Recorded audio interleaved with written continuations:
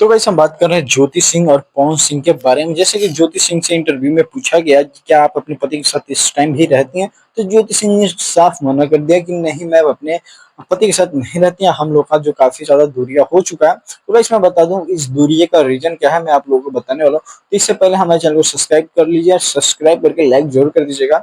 बाकी वीडियो के लास्ट में आप जरूर बताइएगा कि ये वीडियो आपको कैसी लगी। बाकी मैं आप सबको बता दूं कि पवन सिंह ज्योति सिंह का काफी बिछड़ने का दूरिया ये रहा कि पवन सिंह का जो नेचर है शुरू से वैसा ही आ रहा है, और ना ही अपने आप में चेंजेस किए एटीट्यूड और वही पावर वाली बात है। तो घर में तो पावरगिरी नहीं चलती है ना।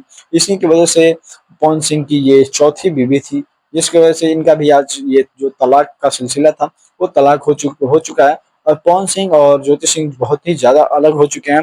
इस टाइम इन दोनों को एक साथ नहीं देखा जा रहा है, और इलेक्शन के टाइम से ही नहीं देखा जा रहा है, और ना ही कोई ऐसी वीडियो पोस्ट की जा रही है। तो मैं आप सभी को खुल के बताना चाहता हूँ कि पवन सिंह और ज्योति सिंह का जो है दूरिया हो चुकी है। बाकी वीडियो कैसा लगा कमेंट करके जरूर बताएं। Thank you.